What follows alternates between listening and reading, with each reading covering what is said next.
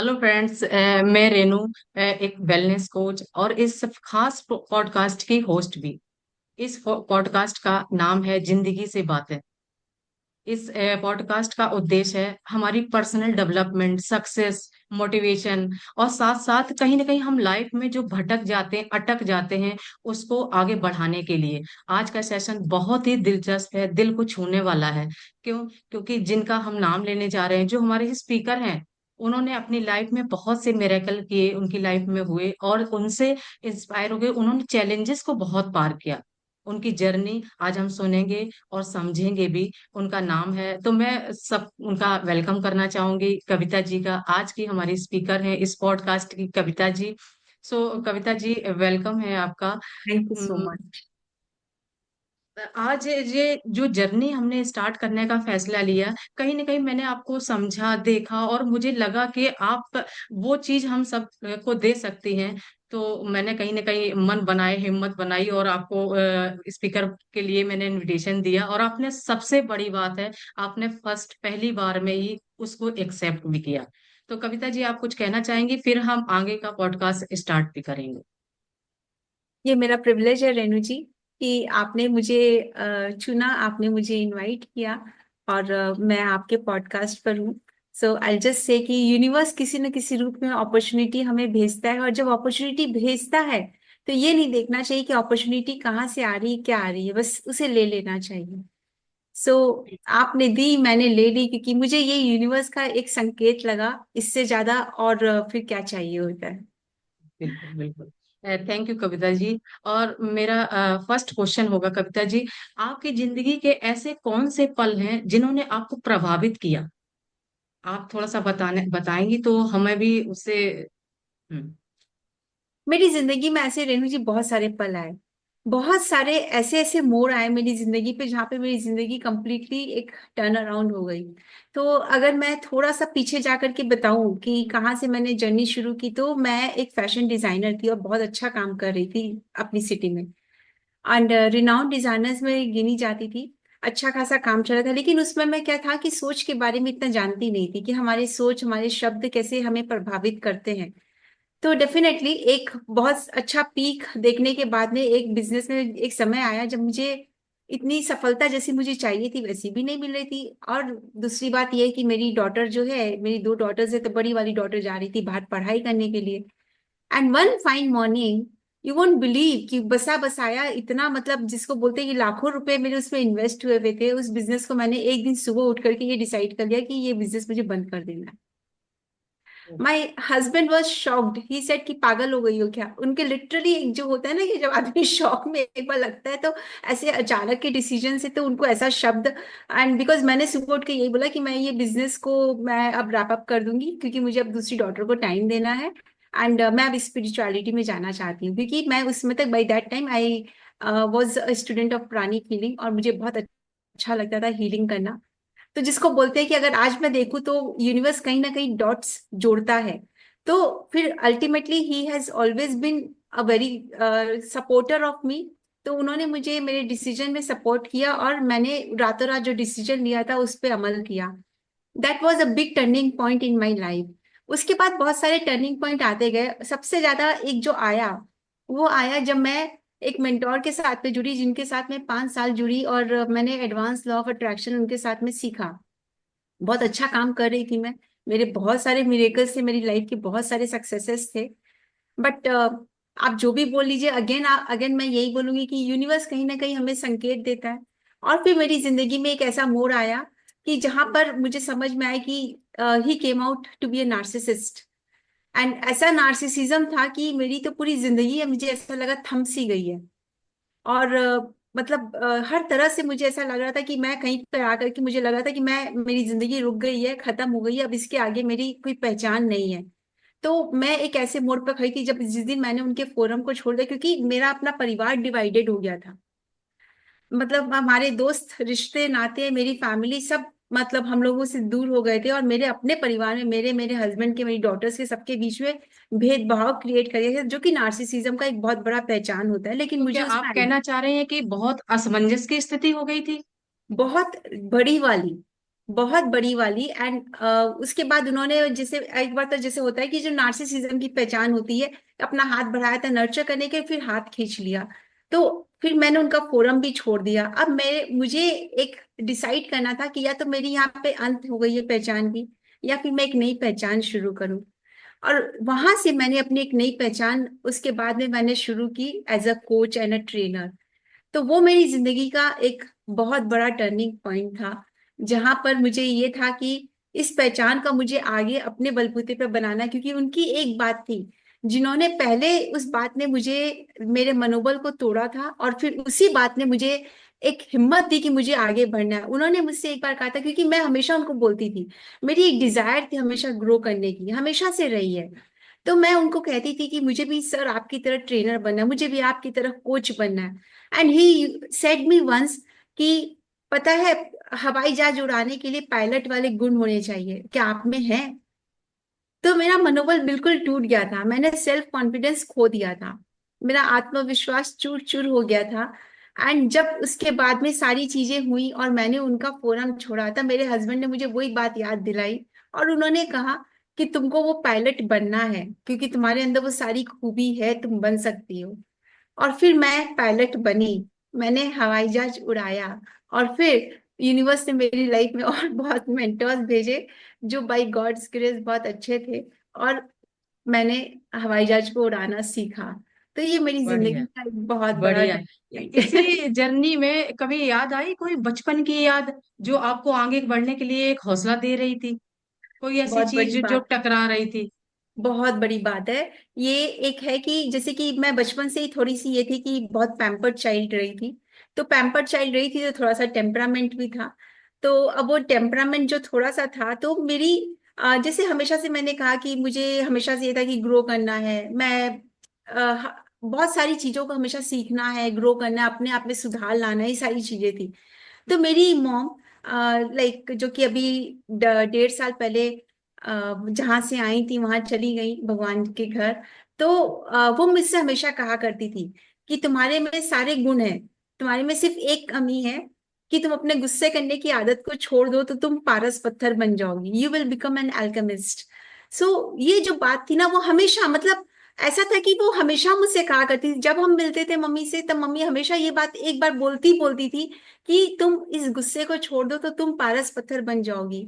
Mummy के जाने के बाद में जब मैंने इस बात को इतनी गहराई से लिया, तब उस समय में, मतलब ये बात मुझे इतनी अंदर तक टच करती थी हमेशा। लेकिन तब तक क्या था कि मुझे एक मोटिवेशन नहीं था कि मुझे कुछ करना है। लेकिन जब मम्मी को खो दिया था, तब उस समय में एक वो मोटिवेशन आया कि मम्मी की इस इच्छा को मुझे पूरी जरूर करनी है।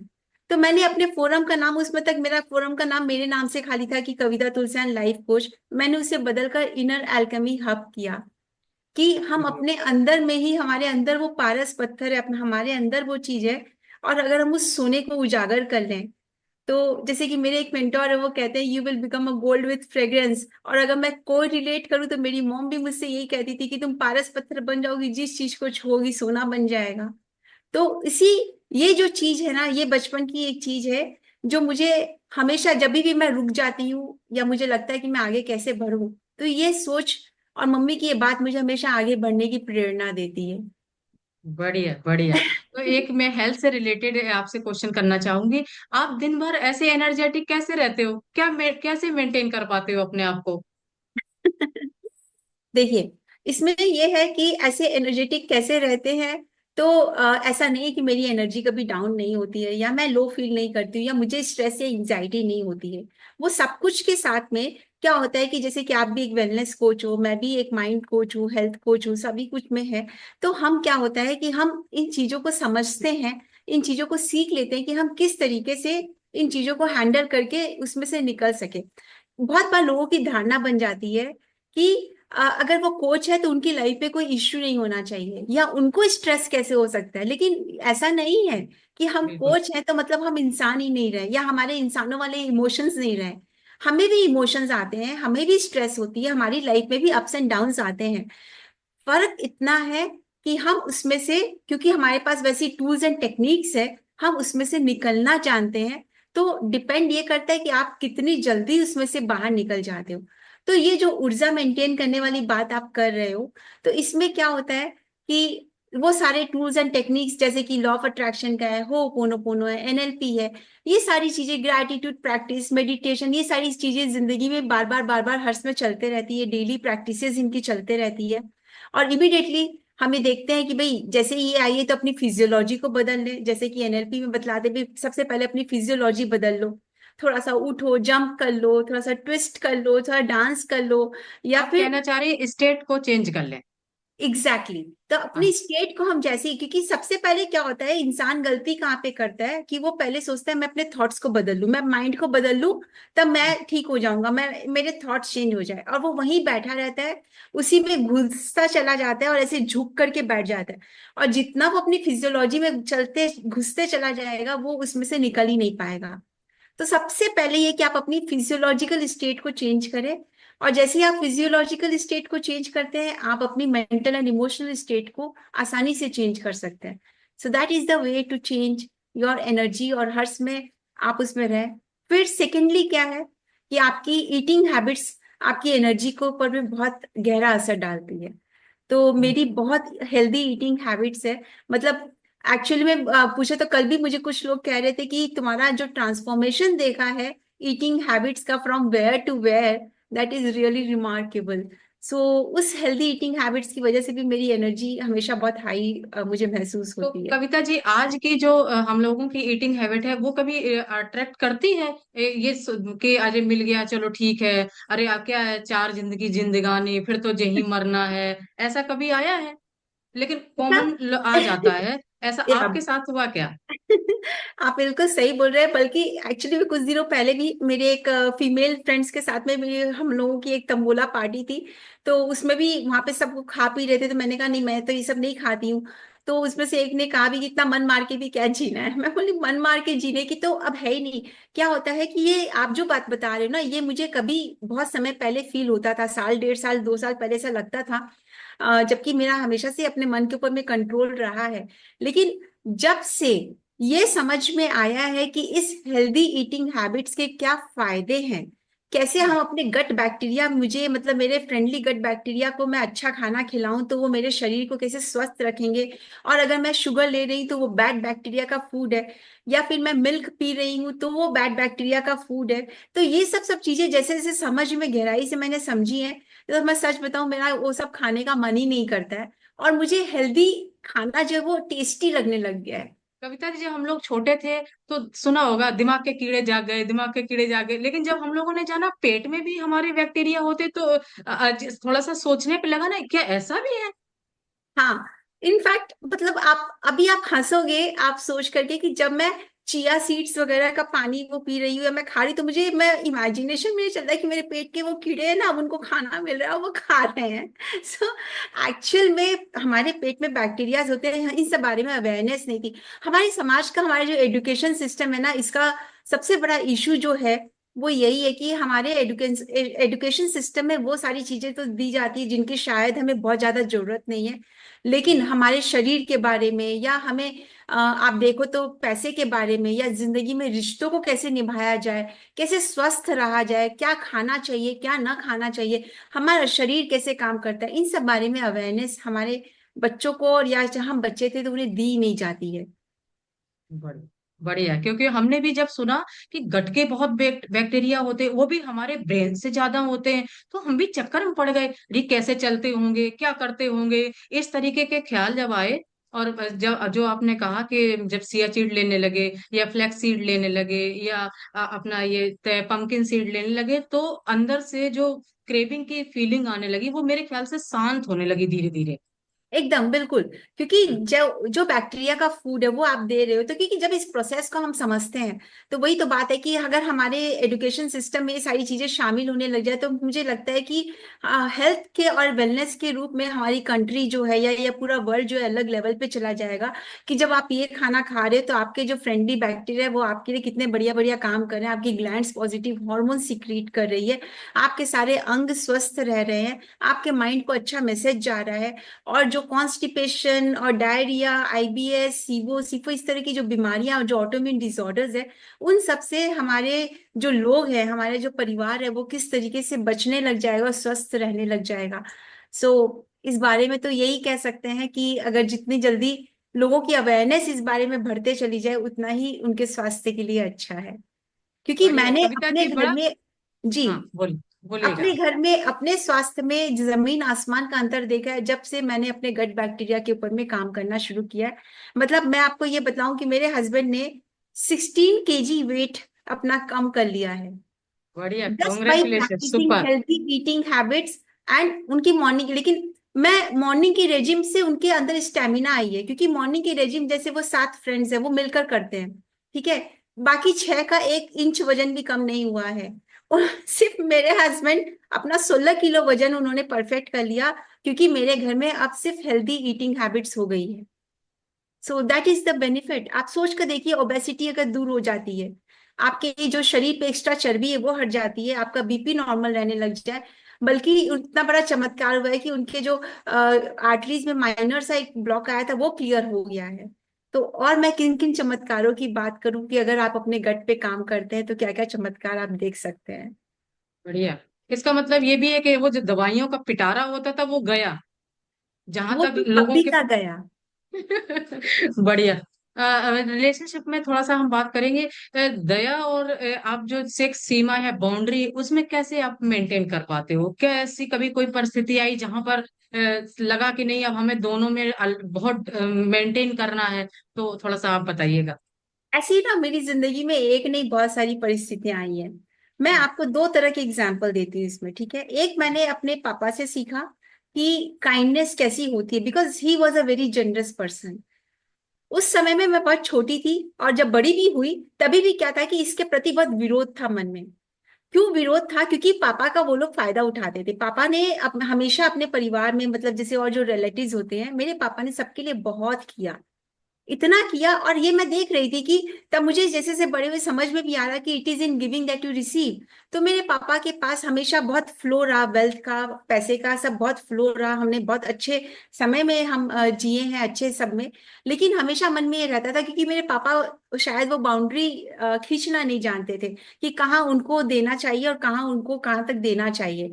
तो उस चीज को लगता था। लेकिन वो जो जेनरॉसिटी वाली चीज थी या काइंडनेस वाली चीज थी, वो मैंने वहां से सीखी। अब वहां से सीख ली, लेकिन बाउंड्री नहीं सीखी थी, तो मेरी जिंदगी में भी बाउंड्री नहीं थी। अब जब मैं बीच बड़ी बीच में हुई, हर्ट भी होते हैं जब हम अगर नहीं करते हैं बाउंड्री तो। बहुत हद तक। और ये वजह है कि मेरे एक टाइम था जब मेरी लाइफ में आप कह सकते हैं कि 50 फ्रेंड्स थे, बहुत क्लोज फ्रेंड्स थे। और वो सारे फ्रेंड्स, वहां पे मैंने अपनी बाउंड्री मेंटेन नहीं की, मैं पीपल प्लीजिंग में डूब गई। क्योंकि जब आप बाउंड्री मेंटेन नहीं करोगे, आप हमेशा बहुत लविंग रहोगे, all giving, all compassion, kind, हमेशा खुश मिजाज बने रहोगे, और आपको अगर बाउंड्री सेट करनी नहीं आती है, तब क्या होता है, धीरे धीरे आप पीपल प्लीजिंग में आ जाते हो। और मैं उसी में आ गई, जो मुझे अब अगेन मुझे एहसास भी नहीं था कि बाउंड्री क्या होती है और कैसे खींची जाती है, कहाँ ना बोलना है मुझे। और जहां पे मुझे हाँ बोलना है या हाँ सुनना है, वहां मुझे हाँ चाहिए। या मुझे जहां ना बोलना है, मुझे ना बोलना चाहिए। या किसी आदमी की कोई एक बात अगर मुझे गलत लग रही है, अनुचित लग रही है, तो उस पर मुझे उसे स्वीकार नहीं करना चाहिए, मुझे उसे उसे बताना चाहिए कि आपको ये बात, मैं अनुचित है आपकी ये बात और मैं इसे एक्सेप्ट नहीं करती हूँ। तो ये सारी बाउंड्रीज जब तक आप नहीं जानोगे, आप रिश्ते में कभी भी रिस्पेक्ट को, और आप कभी भी रिश्ते में हैप्पीनेस को एंजॉय नहीं कर सकते हैं। बिकॉज आपको पता होना चाहिए कि आपका स्पेस कहाँ तक है और सामने वाले का कहाँ तक है। जैसे ही आप दूसरे इंसान को उस बाउंड्री को क्रॉस करने की इजाजत दे देते हो, आपके रिश्ते की धज्जियां उड़ जाती है। कहीं ना कहीं हम अपने आप को भी धीरे धीरे करके खत्म करने पे लग जाते हैं। यहाँ तक कि मैंने पढ़ा था, सुना भी था कि डेरियस फरू नाम के जो लेखक थे, उन्होंने कहा था कि 99 जगह आप मना करना सीखिए। एकदम सही अगर बोल रहे हैं। अगर वो स्पष्ट कह रहे थे, तो मुझे भी बड़ा झटका लगा कि ऐसा भी। और हम जस्ट अपोजिट करते थे कहीं ना कहीं, कविता जी। आप बिलीव करेंगे, मैंने 2017 में, क्योंकि मेरी लाइफ में वो एक टर्निंग पॉइंट, मैंने कहा ना मेरी लाइफ में बहुत सारे टर्निंग पॉइंट आए थे, तो 2017 में मेरी लाइफ में एक टर्निंग पॉइंट आया था जहाँ पे फ्रेंड से वो थोड़ा डिस्टेंस ही बनना शुरू हुआ था। और उस समय में जब पहली बार मुझे एहसास हुआ कि बाउंड्री क्या होती है और खींची जानी चाहिए, उसमें मैंने अपनी जिंदगी की पहली बुक लिखी थी, आई एम इनफ बोल के। उसमें ना तो कोई चैट जीपीटी था ना कुछ और था, और वो बुक मैंने अपने आप लिखी थी। मुझे लाइक एवरी डे आप कह सकते हैं कि सुबह उठते ही मुझे ऐसा लगता था कि मेरे पास एक फ्लो आ रहा है जिसे मुझे पेपर पे उतारना है, और मैं उसे पेपर पे उतारती थी।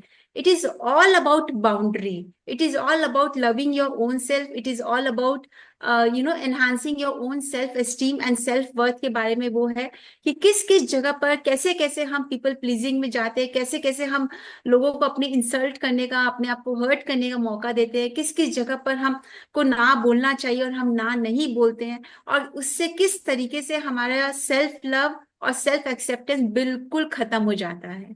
बिल्कुल। आपकी बातें सुन के पता है कविता जी, अंदर से क्या लग रहा है, अरे ऐसी लाइफ है तो क्यों नहीं हम जी रहे, क्यों अटकलें अपने आप से लगा रखी हैं। इसी के बीच में सेशन से हाफ सेशन हमारा हो चुका है, लेकिन पता नहीं चल रहा कि हमने 20 मिनट कैसे निकाले। कितना चीजें सीखने को मिल रहा है कविता जी, सुपर। क्यों? क्योंकि कविता जी, कभी कभी हम अपने दिल में बहुत रहता है लेकिन हम कह नहीं पाते। हम लिख तो लेते हैं लेकिन हम जाहिर नहीं कर पाते। और आज जो आपने व्यक्त किया है ना, जाने कितने हजारों लोगों के लिए एक नया कहते नहीं प्लेटफॉर्म क्रिएट किया अपनी चीजों को कहने करने का। तो अब हम थोड़ा सा बात करेंगे सक्सेस की। लाइफ की ऐसी कौन सी जर्नी रही, कौन सा ऐसा टर्निंग पॉइंट रहा कविता जी, जब आपका फर्स्ट सफलता का वो माइलस्टोन आपने अचीव किया और लगा नहीं, इस ये दुनिया में, इस संसार में, इस धरा पे आने का मैंने पहला कदम उठा लिया। वो पहला कदम मेरा रहा था जब मैंने कहा कि मैंने अपनी स्पिरिचुअलिटी की जर्नी शुरू की ही थी प्राणिक हीलिंग से। सो मैंने जब प्राणिक हीलिंग सीखी तो मेरी आदत है कि मैं हमेशा हर सब्जेक्ट के बहुत डीप में घुस जाती हूँ, मुझे उस सब्जेक्ट को फिर पूरा जानना होता है। तो मैं 8 साल तक प्राणिक हीलिंग में अटैच थी, और जब मैंने हीलिंग शुरू की तो बहुत मिराकुलस रिजल्ट्स आए थे। मतलब इतने मिराकुलस रिजल्ट्स आए थे कि हर एक रिजल्ट के साथ में मुझे ऐसा लगता था कि बस जिंदगी का अगर कोई मकसद होना चाहिए तो यही होना चाहिए कि मैं लोगों को हील करूं। और पता है रेणु जी, मैं आपके साथ में एक शेयर करती हूँ, जिसको जब कहते हैं ना कि बचपन से ही यूनिवर्स आपको एक संकेत देने लग जाता है कि आप जिंदगी में क्या करने के लिए आए हो। तो जब मैं छोटी थी ना, तब एक होता है कि जब हमारे टाइम में जब हम छोटे थे तो जनरली यही होता था कि बड़े होकर क्या बनना है, तो दो तीन चीजें ही थी जो बोलते थे लोग। तो मैं हमेशा ये बोलती थी डॉक्टर बनना, हालांकि डॉक्टर बनने की कोई बाद में वो थी नहीं, मैं तो ग्रेजुएशन के बाद पढ़ाई आगे की नहीं। जो पढ़ा उसके बाद मैंने इन सब्जेक्ट्स को पढ़ा, law of attraction, NLP, pranic healing, इन सारे सब्जेक्ट्स को मैंने पढ़ा, पास्ट लाइफ रिग्रेशन, और बहुत सारी चीजें मैंने सीखी और पढ़ी आगे। तो हर वो एक सफलता, हर एक बार जब वो इंसान हील हुआ, हर एक इंसान जब उनकी आंखों में वो ग्रैटिट्यूड मैंने देखा, या उनकी लाइफ में जब मैं वो रिलीफ लेकर के आई, पिछले 15 सालों में से हजारों लोग होंगे जिनकी मैंने हीलिंग की है, और या जिनको मैंने सिखाया है, ट्रेनिंग दी है, टीचिंग की है, और उनकी लाइफ में एक ट्रांसफॉर्मेशन आया है। हर वो एक माइलस्टोन मेरे लिए वो सफलता की शिखर है, जो मतलब आज भी यह है कि हर वो सफलता मुझे उतना ही, जिसको बोलते हैं कि अंदर में एक टिकलिंग फीलिंग देती है, गुदगुदी लेकर के आती है कि yes I have done it once again, thank you universe for making me the channel. So Kavita ji, that को इज व्हाट। इंसिडेंट, को इंसिडेंट मेरे नेक्स्ट क्वेश्चन का आंसर भी आपके फर्स्ट में ही समा रहा है। बहुत गजब लग रहा है सच में। और कविता जी, एक सक्सेस तो है आपके पास, वो समझ में आ रहा है। एक बार भी आपको नहीं लगा ये फर्स्ट टाइम ब्रॉडकास्ट करने वाली लेडी के साथ मैं कैसे कर कर पाऊंगी, कैसे आप इतनी जल्दी एक्साइटेड हुए? क्या ऐसा लगा आपको कि नहीं, ये इस बंदे को भी चांस देना चाहिए? क्या ऐसा विचार आया आपके मन में? नहीं रेणु जी, मुझे एक सेकंड के लिए भी नहीं लगा। जब आपने मुझे कनेक्ट किया था तो बस मुझे यही था कि कभी मैं भी तो फर्स्ट टाइमर हूँ, तो जब मुझे कोई फर्स्ट टाइमर के अनुसार से जब मुझे कोई चांस दे सकता है तो क्यों नहीं मैं भी फर्स्ट टाइमर हूँ। तो हम लोग जब कुलीग्स हैं, हम लोग जब एक टीम में हैं, तो क्यों नहीं मैं मतलब मैं ये सोचूं कि ये फर्स्ट टाइमर है या सेकंड टाइमर है, क्योंकि कितनी ही चीजें हैं। जब भी मैंने पहली बार की तो मैं भी हमेशा उनके लिए फर्स्ट टाइमर थी। जब कोई क्लाइंट मेरे पास आया पहली बार मिला तो मैं उसके लिए फर्स्ट टाइमर थी। उसने मुझे मौका दिया। तो जब उसने मुझे मौका दिया तो मैं ये क्यों सोचूं कि अगर कोई फेमस पॉडकास्टर होगा तो ही मैं पॉडकास्ट करूं, या मैं आज मतलब जो भी एक लेवल पे जहां पर भी मैं हूँ तो उसी लेवल पे मैं सोचूं। तो मैं ये क्यों सोचूंगी क्योंकि मैं ऊपर या नीचे तो कोई होता ही नहीं है। ये तो सिर्फ नजरिया बढ़िया, है। बहुत बढ़िया, सुपर, थैंक्स। हम जैसे हजारों लोग वेट कर रहे हैं कभी हर कविता जी को इंट्रोड्यूस करने के लिए, इनवाइट करने के लिए, लेकिन हमारे कदम नहीं बढ़ते कविता जी। आज आपने वो कर दिखाया, तो जो लोग भी सुनेंगे, देखेंगे, वो अपने फ्रेंड्स को जरूर सजेस्ट करेंगे कि अरे क्या होता है, हर व्यक्ति हमारा वेलकम करने के लिए रेडी है, आगे बढ़ो। थैंक्स। बिल्कुल। तो कौन सी ऐसी चीज है जो मुश्किल समय में आपको आगे बढ़ने के लिए प्रेरित करती है और लगता है कि नहीं, अब तो ये काम मुझे करना ही होगा? वो जो चीज है ना, जो आप बोल रहे हैं कि कौन सी ऐसी चीज है जो मुश्किल समय में आगे बढ़ने के लिए प्रेरणा देती है, तो वो मेरा खुद से एक वादा है, एक प्रॉमिस है, जो मुझे ऐसा लगता है कि इस दुनिया में मुझे करना है। जो लोगों की हीलिंग करनी है, लोगों को सिखाना है, पढ़ाना है, टीचिंग ट्रेनिंग कोचिंग करनी है, उनकी लाइफ में वो वैल्यू एडिशन करनी है। ये ये एक पर्पज है, क्योंकि मैं हमेशा से एक सेल्फ मोटिवेटेड पर्सन रही हूँ। मुझे किसी को मोटिवेट नहीं करना पड़ता है कि तुम ये कर लो या तुमको ये करना चाहिए या ये काम करके देखो। मैं हमेशा से बहुत सेल्फ मोटिवेटेड रही हूँ। तो मैं अपने इस प्रोफेशन के लिए भी, जो मैं प्रोफेशन में अभी हूँ कि आई am a trainer and a coach and a healer, मैं हमेशा से सेल्फ मोटिवेटेड ही हूँ मैं। तो मुझे वो जो, अगेन मैं अगर बोलूँ तो मैं ये बहुत सालों से मैं ये एक एफर्मेशन करते आ रही हूँ that I am creating happiness and relief in the lives of millions. जब उस समय से करते आ रही हूँ, जब मेरे दिमाग में ऐसा कोई विचार भी नहीं था कि मैं इस लाइन में आऊंगी या ये इस तरीके का कोई प्रोफेशन होगा मेरा। मुझे ऐसा लगता है कि यूनिवर्स ने अगर मुझे इस काम के लिए चुना है और ये काम अगर मेरे लिए बना है, तो बहुत सारे लोग हैं जो मेरा इंतजार कर रहे हैं। और वो जो लोगों को जब मैं रोज विजुलाइज करती, रोज सुबह में मैं जब मैं सूरज भगवान को जल चढ़ाती हूँ, तो मैं रोज सुबह में विजुलाइज करती कि वो लाखों लोग मेरे सामने खड़े हैं जो मेरा इंतजार कर रहे हैं। तो वो एक विजुअलाइजेशन, और मेरे अगर आप देखोगे तो मेरी डीपी में एक, मेरा स्टेटस में एक लाइन लिखी हुई है that I am a promise to myself. वो एक लाइन, ये दोनों चीज मुझे बहुत प्रेरणा देता है। और फिर जैसा मैंने बताया कि तीसरी चीज ये है कि ये मेरे मम्मी पापा की बहुत अर्नेस्ट डिजायर रही थी कि मैं बहुत आगे बढ़ूं इस लाइन में और बहुत लोगों के लिए बहुत कुछ करूं। मेरी मम्मी ने जाते जाते आप समझ लो कि 2 महीने पहले ही मुझसे कही थी कि मैं तुम्हें बहुत ऊंचाइयों के शिखर पर देख रही हूँ, उन ऊंचाइयों के शिखर पर जहां पर तुम खुद की भी कल्पना नहीं कर सकती हो। तो मुझे मेरी मम्मी का ये सपना पूरा करना है, जो मुझे हमेशा प्रेरित करता है कि मुझे आगे बढ़ना है। बढ़िया बढ़िया, बहुत बढ़िया। तो कविता जी, कोई ऐसा आपका पसंदीदा, प्रेरणादायक, इंस्पायरिंग कोई ऐसा कथन मंत्र है क्या, जो आप हमारे फ्रेंड्स को बताना चाहेंगे, जिससे कि उनको भी कहीं ना कहीं कनेक्ट हो जाए वो? बिल्कुल। तो हमेशा फ्रेंड्स आप ये ध्यान में रखें कि we are the creator of our own reality. हम अपनी जिंदगी खुद बनाते हैं। आपकी जो भी जिंदगी में आज चल रहा है, तो वो आपका इनर रिफ्लेक्शन है। आपके अंदर की जो दुनिया है उसी का रिफ्लेक्शन आप बाहर की दुनिया में देख रहे हो। तो अगर आपको अपनी बाहर की दुनिया सुंदर नहीं लग रही है, अच्छी नहीं लग रही है, तो अपने अंदर की दुनिया को बदलें।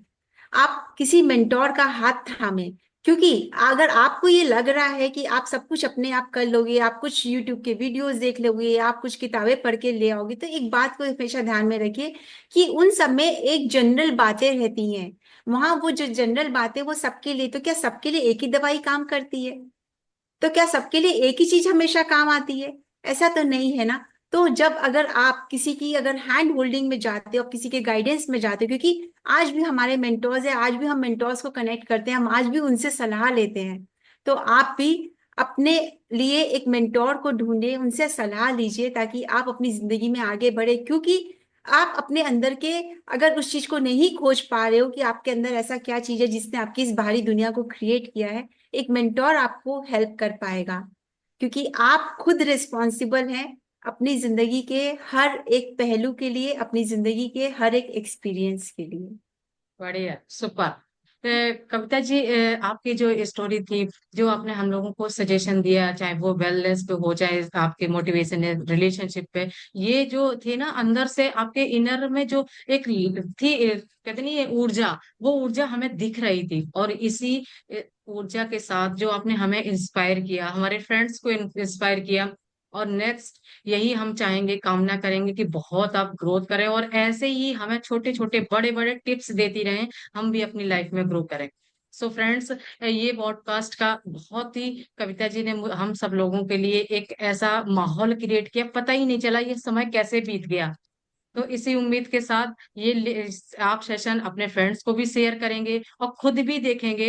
और साथ साथ जब हम फिर मिलेंगे एक नए मेहमान के साथ, एक नए गेस्ट के साथ, सो आई होप आप सबको अच्छा लगा। मुझे तो बहुत अच्छा लगा। मेरे लिए तो ये पल शायद मेरी लाइफ का पहला पल था, और ये पहला पल कभी भी, हर बार जब हम मिलेंगे तो हर बार पहला ही होगा, कभी भी ऐसा नहीं होगा कि पुराना हो रहा। सो थैंक यू कविता जी, कुछ कहना चाहेंगे क्या आप?